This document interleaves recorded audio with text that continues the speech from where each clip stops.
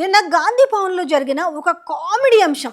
చాలా small thing గాని మీ ముందుకు తీసుకొద్దామని అనిపించింది.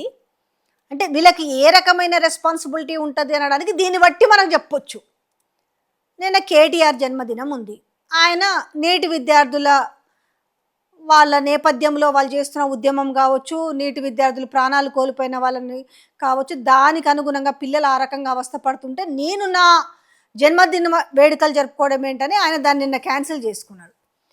అయితే బయటోళ్ళకు అది ఎక్కువైపోయింది అన్నట్టు. అంటే మేము ఎట్లయినా మరి కేటీఆర్ దృష్టిలో పడాలనా, రేపు ఎట్లాగూ కాంగ్రెస్ పార్టీలో భవిష్యత్తు ఉండదు, నేను కూడా ఒక నాయకుడిని, నన్ను గుర్తించండి అని తహతహన అర్థం కాలేదు. ఈ ఒక్క చిన్న విజువల్ చూస్తే మీకు అర్థమవుతుంది. నిన్న ర్యాపిడోలో కేటీఆర్ జన్మదిన సందర్భంగా ఆయనకు పంపిన గిఫ్ట్ ఏంటో తెలుసా? సన్నబియ్యం.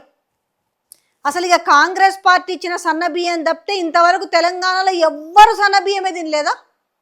ఒకసారి ఇది ఎవరిని చూస్తే ఈ రీల్ మీ వరకు వస్తే కామెంట్ తెలియజేయండి. ఆయనకి కేటీఆర్కు సన్నబియ్యం పంపించే బదులు నిజంగానే మీకు కేటీఆర్ జన్మదినం సందర్భంగా రైతులకు జరగ యూరియా బస్తాలు సప్లై చేస్తేంది? పాపం వాళ్ళు తలుచుకునేటోళ్ళు కదా, సస్తున్నారు, వాళ్ళు గోస పడుతున్నారు. షాపులో లేని యూరియా యాప్లో దొరకదు, ఈ యాప్లో లేని యూరియా షాప్లో దొరకదు.